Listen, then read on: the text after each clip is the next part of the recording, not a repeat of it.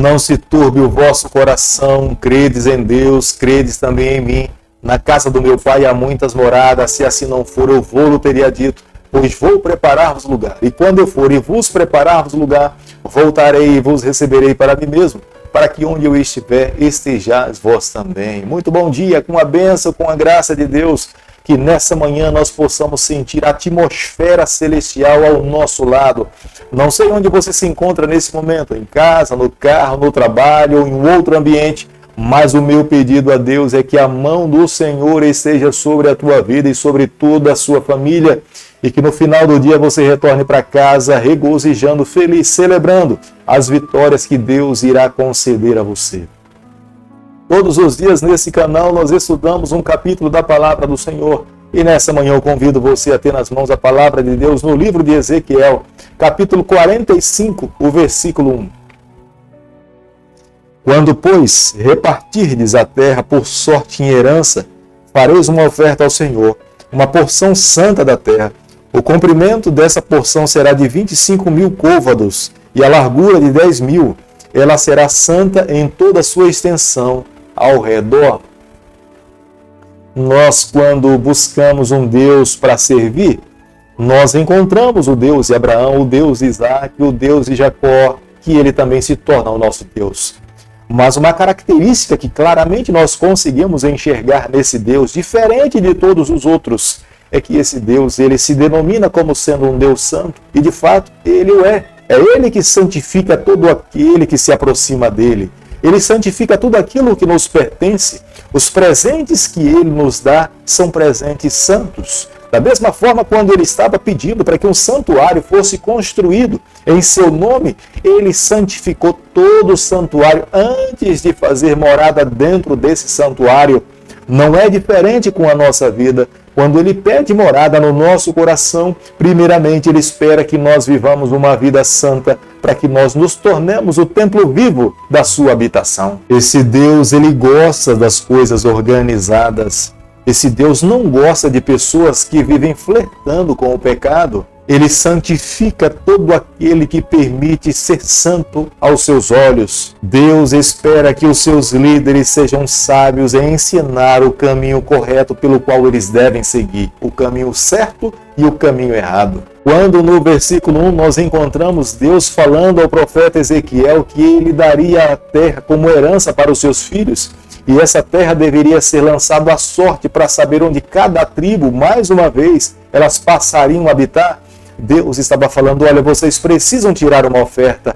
O objetivo final de Deus era levar o seu povo, que eles estariam recebendo uma herança do Senhor, mas eles jamais deveriam se esquecer quem era verdadeiramente o doador de toda essa herança. Corria o risco de no futuro aqueles homens e mulheres se esquecerem que aquela terra tinha sido dada por Deus. Era a maior herança que alguém poderia receber, eram as terras. Portanto, Deus estava falando, vocês precisam tirar uma oferta para que não se esqueçam quem é o verdadeiro doador de todas as bênçãos. Sou eu. Jamais se esqueçam de vir na minha direção me adorar. Deus faz um pedido claro para os seus príncipes, líderes e juízes, a partir do versículo 8, que todas as suas transações comerciais, financeiras, elas deveriam ser transparentes, reais, lúcidas. Eles não poderiam enganar as pessoas. Se eles enganassem, seriam achados injustos diante de Deus, e seria o próprio Deus que um dia iria trazer os seus juízos sobre esses príncipes e juízes. Deus também fala a toda uma população.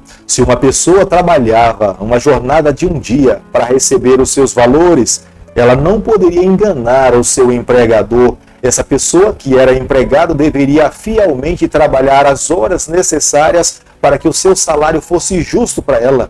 Mas se ela enganasse o seu senhor dizendo que estava trabalhando, mas estava escondido, não trabalhando, o próprio Deus também seria o seu juiz. Deus iria trazer juízo a essas injustiças pessoais, porque o Deus que nós servimos, ele é um Deus santo, ele espera que todos os seus filhos vivam em integridade diante dele. Ezequiel capítulo 45, versículo 12, a Bíblia diz o seguinte: o ciclo será de 20 geras, 20 ciclos, mais 25 ciclos, mais 15 ciclos serão iguais a uma mina para vós.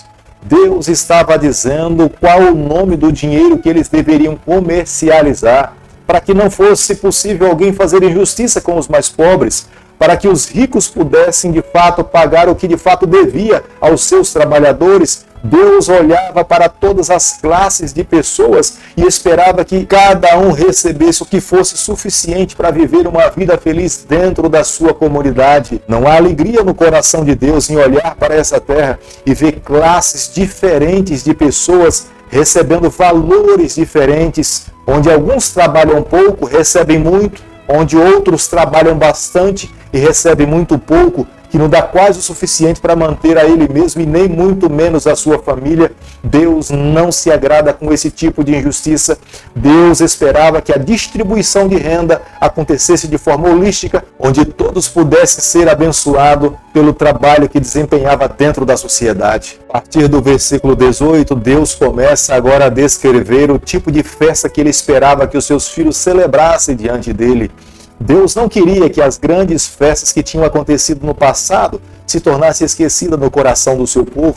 Uma das principais festas que Deus queria que os seus filhos se lembrassem constantemente, perpetuamente, seria a vinda do Filho de Deus aqui a essa terra. Todo israelita deveria pegar um cordeiro sem defeito e levar ao santuário e oferecer como oferta por ele e pela sua família. O desejo de Deus era que os seus filhos jamais se esquecessem a festa da Páscoa, de que Deus um dia com mão poderosa libertou o seu povo do cativeiro do Egito.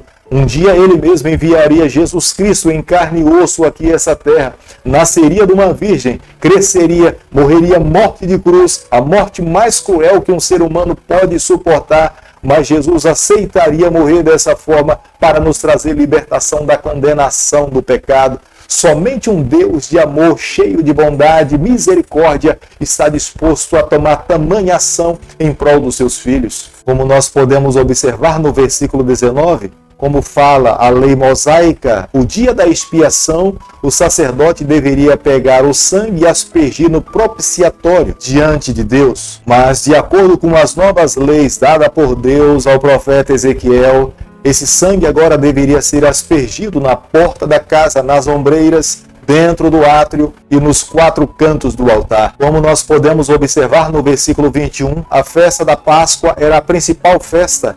Era o momento que Deus libertou o seu povo da escravidão do Egito. E a promessa de Deus implantada no coração de uma nação que somente Deus, somente nele a verdadeira libertação. Poderiam homens e mulheres passar no governo de Israel. Nenhum deles teria poder de trazer a libertação que Deus sonhava para o seu povo, porque todos os líderes que se assentaram no trono levaram o seu povo para mais longe de Deus, alguns até menos, mas quem de fato conseguiria trazer libertação plena na vida dos seus filhos, somente se daria na vinda de Jesus Cristo. No versículo 25 também nós vemos Deus falar a respeito da festa dos tabernáculos. Eles jamais deveriam se esquecer dessa festa, porque quando saíram do Egito, eles se refugiaram em cabanas no meio do deserto, para se livrar do sereno, da chuva ou do próprio frio no deserto. Mas agora, na nova dispensação, na palavra do profeta Ezequiel, possivelmente a festa das cabanas não mais deveria ser praticada pelo seu povo. Embora, amigo, nessa manhã, quando nós abrimos a Bíblia nesse capítulo, que é o capítulo 45 do livro de Ezequiel, Deus estava ali apresentando as suas profecias condicionais com o objetivo de resgatar o seu povo, de trazê-los para perto de si, para vivê-los pessoalmente na sua presença. Deus tinha sonhos fantásticos, grandiosos, generosos para os seus filhos, mas eram profecias condicionais e o povo de Deus não viveu em fidelidade ao que Deus esperava dos seus filhos. Em decorrência em não viver em fidelidade a Deus, essas profecias não se cumpriram. Mas não quer dizer que Deus tenha cruzado os seus braços. Deus ainda continua insistindo em salvar o seu povo, em estar perto do seu povo. Hoje é esse mesmo Deus que tem feito um chamado pessoal para cada um de nós que vivemos nos dias atuais. Deus não desistiu de nós, como alguns imaginam, como alguns estão pensando. Deus ainda continua a insistir na nossa salvação. A Bíblia é muito enfática em nos afirmar que Deus não tem prazer na morte de ninguém. O desejo de Deus é que todos os seus filhos cheguem ao pleno arrependimento do pecado, se encontrem e se entreguem a Jesus Cristo e vivam exclusivamente para Ele. Nós não sabemos o dia nem a hora em que Ele irá voltar aqui a essa terra, mas a palavra de Deus é enfática em nos afirmar que Ele irá cumprir a sua palavra, irá voltar aqui a essa terra e espera que os seus filhos estejam prontos para viver com Ele. Nós seremos levados por Ele e pelos seus anjos para viver na Nova Jerusalém. A nossa casa, a nossa pátria não é nessa terra. Nós estamos passando por aqui, mas a nossa verdadeira pátria é a Nova Jerusalém, a cidade querida de Deus, que um dia descerá aqui essa terra. Hoje nós temos que aceitar ao Senhor. Hoje nós temos que permitir que Ele more no nosso coração. Hoje nós temos que fazer as mudanças necessárias na nossa vida para que Ele seja o único Senhor, exclusivo Senhor do nosso coração. Querido Pai, em Tuas mãos nessa manhã nós nos colocamos. Queremos viver exclusivamente para Ti. Perdoa os nossos pecados, nos dê as graças de estarmos contigo na eternidade. É o que nós te pedimos, é o que nós oramos e o fazemos em nome de Jesus. Que o Senhor te abençoe e te guarde, que Ele faça resplandecer o seu rosto sobre você, que Ele tenha misericórdia de você, que sobre você nessa manhã Ele levante seu rosto e conceda a sua paz em nome de Jesus. Amém.